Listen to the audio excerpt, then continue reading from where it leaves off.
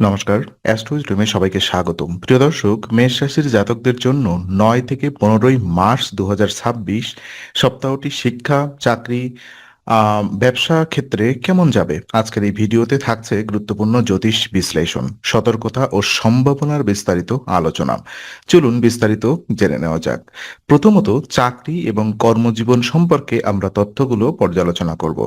তো মেষ রাশির জাতকদের জন্য এই সপ্তাহে কর্মক্ষেত্র কিছুটা সংবেদনশীল হতে পারে, কারণ জ্যোতিষীয় অবস্থান অনুযায়ী আপনার রাশির দ্বাদশ ঘরে শনি অবস্থান করছে, যা কর্মক্ষেত্রে চাপ, দুশ্চিন্তা ও গোপন বিরোধের পরিস্থিতি তৈরি করতে পারে। সহকর্মীদের সাথে সম্পর্কের ক্ষেত্রে বিশেষ সতর্কতা অবলম্বন করা প্রয়োজন।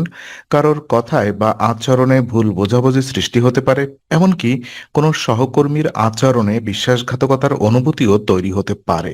আর এই সময় সবচেয়ে গুরুত্বপূর্ণ বিষয় হলো নিজের রাগ এবং আবেগ নিয়ন্ত্রণে রাখা।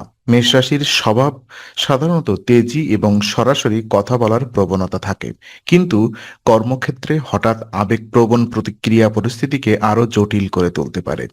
যদি কেউ উস্কানি দেয়, তবুও শান্ত থাকা এবং কৌশলী আচরণ করা বুদ্ধিমানের কাজ হবে। এই সপ্তাহে ধৈর্য, সংযম এবং কৌশলী যোগাযোগ বজায় রাখলে আপনি কর্মক্ষেত্রের সমস্যাগুলো সহজেই সামাল দিতে পারবেন।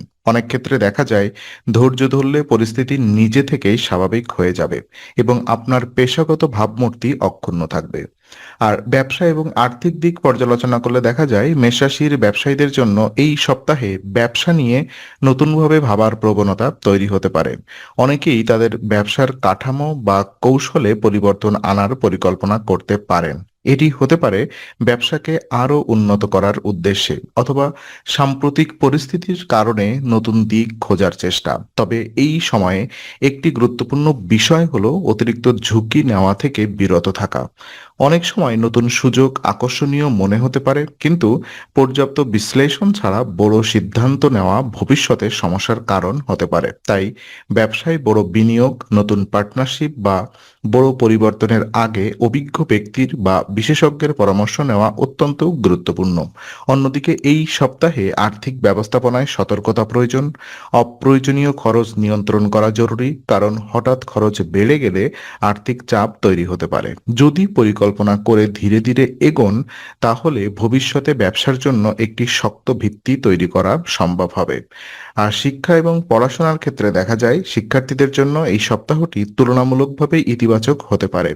দীর্ঘদিন ধরে যে পরিশ্রম এবং অধ্যবসায় চালিয়ে যাচ্ছেন, তা কিছু ফল এই সময় দেখা পাওয়ার সম্ভাবনা রয়েছে। বিশেষ করে যারা পরীক্ষার প্রস্তুতি নিচ্ছেন বা পড়াশোনায় মনোযোগ ধরে রেখেছেন, তারা নিজের অগ্রগতির লক্ষণ অনুভব করতে পারেন।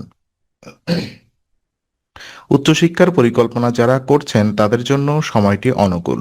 নতুন কোর্সে বা ভর্তি হওয়া, বিদেশে পড়াশোনার পরিকল্পনা করা এবং ভবিষ্যতের শিক্ষাগত লক্ষ্য নির্ধারণের জন্য এই সময়টি সহায়ক হতে পারে। তবে সিদ্ধান্ত নেওয়ার আগে ভালোভাবে পরিকল্পনা করা প্রয়োজন। যেসব শিক্ষার্থী প্রতিযোগিতামূলক পরীক্ষায় প্রস্তুতি নিচ্ছেন, তাদের জন্য একটি গুরুত্বপূর্ণ বার্তা হলো এখনই পরিশ্রম থামানো যাবে না, বরং আগের চেয়ে আরও নিয়মিত এবং কঠোর অধ্যবসায় চালিয়ে যেতে হবে। প্রতিদিন নির্দিষ্ট সময় ধরে পড়াশোনা করলে এবং মনোযোগ ধরে রাখলে কাঙ্ক্ষিত সাফল্যের পথে এগিয়ে যাওয়া সম্ভব। সতর্কতা এবং মানসিক দিক পর্যালোচনা করলে দেখা যায় এই সপ্তাহে মেষ রাশির জাতকদের জন্য সবচেয়ে বড় চ্যালেঞ্জ হলো হতে পারে মানসিক স্থিরতা বজায় রাখা। মেষ রাশির স্বভাব অনুযায়ী অনেক সময় তারা মুহূর্তের আবেগে সিদ্ধান্ত নিয়ে ফেলেন, কিন্তু এই সপ্তাহে সেই প্রবণতাকে নিয়ন্ত্রণ করা অত্যন্ত গুরুত্বপূর্ণ। বিশেষ করে বড় সিদ্ধান্ত নেওয়ার ক্ষেত্রে ধৈর্য রাখা প্রয়োজন। একটি দিনের অভিজ্ঞতা বা সাময়িক পরিস্থিতির উপরে ভিত্তি করে সিদ্ধান্ত নিলে ভবিষ্যতে তার নেতিবাচক প্রভাব পড়তে পারে। তাই গুরুত্বপূর্ণ সিদ্ধান্ত নেওয়ার আগে ভালোভাবে চিন্তা করা এবং বিশ্বস্ত মানুষের পরামর্শ নেওয়া বুদ্ধিমানের কাজ। এছাড়া বিনোদন বা আনন্দের জন্য অতিরিক্ত সময় ও অর্থ ব্যয় করা থেকে কিছুটা বিরত থাকা ভালো। অনেক সময় অপ্রয়োজনীয় খরচ ভবিষ্যতে আর্থিক সমস্যার কারণ হতে পারে। অন্যদিকে পরিবার বা সমাজের সঙ্গে যুক্ত থাকা এই সপ্তাহে ইতিবাচক প্রভাব ফেলতে পারে। পরিবারের সদস্যদের সঙ্গে সামাজিক বা ধর্মীয় কার্যকলাপে অংশগ্রহণ করলে মানসিক শান্তি বৃদ্ধি পাবে এবং সমাজে আপনার সম্মান ও মর্যাদা বাড়তে পারে। আর উপায় হিসাবে জ্যোতিষশাস্ত্র অনুযায়ী এই সপ্তাহে মানসিক স্থিরতা বজায় রাখা এবং কর্মক্ষেত্রের বাধা কমানোর জন্য একটি সহজ এবং কার্যকর উপায় অনুসরণ করতে পারেন। সেটা হচ্ছে প্রতিদিন অন্তত ৪১ বার ওম নমো নারায়ণ জপ করা শুভ বলে মনে করা হয়। সকালে সূর্যোদয়ের সময় বা সন্ধ্যায় শান্ত পরিবেশে এই মন্ত্র জপ করলে মন ধীরে ধীরে শান্ত ও স্থির হয়ে ওঠে। নিয়মিত মন্ত্র জপ করার ফলে মানসিক অস্থিরতা কমতে পারে এবং আত্মবিশ্বাস বৃদ্ধি পায়।